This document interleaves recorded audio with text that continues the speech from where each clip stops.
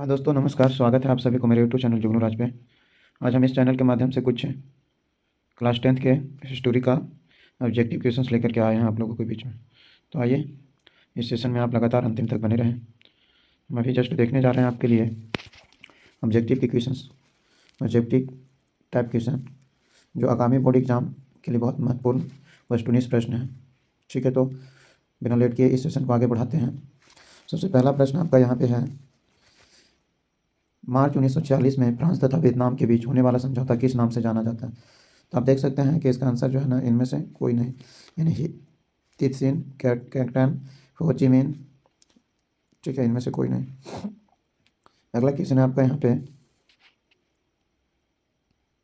अगला क्वेश्चन है कि आर्थिक संकट के कारण यूरोप में कौन सी नई शासन प्रणाली का उदय हुआ? तो इसका आंसर हो जाएगा आपका फासीवाद और नाजीवाद शासन। चलिए हम अगले क्वेश्चन की ओर बढ़ते हैं। कहता सीडान के युद्ध, सीडान के युद्ध किसके बीच हुआ था? तो प्रशा और फ्रांस के बीच। किसने कहा था फ्रांस जब छींकता है तो बाकी यूरोप को सर्दी और जुकाम हो जाता है? तो इसका कथन ये मेटरनिख का था। बिस्मार्क की सिद्धांत के विचारधारा से प्रभावित था, तो ये हिगेल के विचारधारा से प्रभावित था। अगला है नेपोलियन, नेपोलियन कोड में कुल कितने कोड थे? तो इसमें कुल 5 कोड थे। यूरोपीय राष्ट्रवाद से प्रभावित होकर किस भारतीय शासन जैकोबिन क्लब की स्थापना की थी? तो टीपू सुल्तान ने। फ्रांस की क्रांति का प्रमुख कारण क्या था? निरंकुश शासन।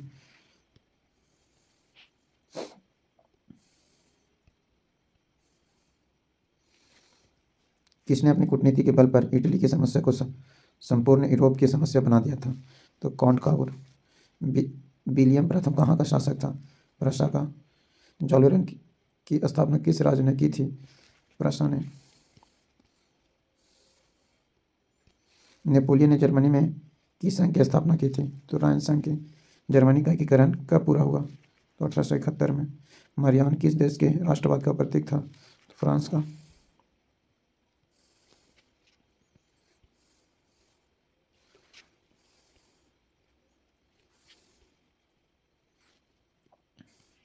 अगला प्रश्न यहाँ पे है कि 1830 की क्रांति के बाद फ्रांस में किस प्रकार का शासन स्थापित हुआ था? तो यहाँ पे संवैधानिक शासन की स्थापना की गई थी।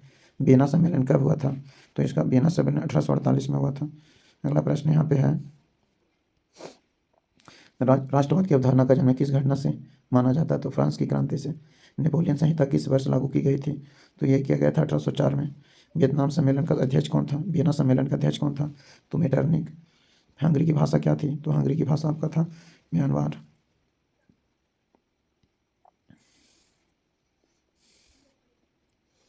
मेटरनिख कौन था? तो मेटरनिख ऑस्ट्रिया का चांसलर था। यंग यूरोप की स्थापना कब हुई थी? तो 1928 ईस्वी में। यंग इटली की स्थापना किसने की थी? तो यंग इटली के संस्थापक थे मेजनी। लाल कुर्ती का गठन किसने किया था? गैरीबाल्डी ने। यूनान के स्वतंत्रता संग्राम में किसकी पराजय हुई? तो यहाँ पे तुर्की का। सेडोवा के युद्ध में किसकी पराजय हुई? तो इसमें ऑस्ट्रिया का। यूरोपीय सभ्यता का पालना किसे कहा जाता है? यूनान को। फ्रैंकफर्ट की संधि कब हुई थी? फ्रैंकफर्ट की संधि हुई थी 1871 में। किस युद्ध के बाद इटली का एकीकरण पूरा हुआ? तो सीडान का युद्ध। किस संधि द्वारा जर्मनी का एकीकरण पूरा हुआ? तो इसका फ्रैंकफर्ट की संधि। हंगरी की राजधानी कहाँ था? तो बुडापेस्ट।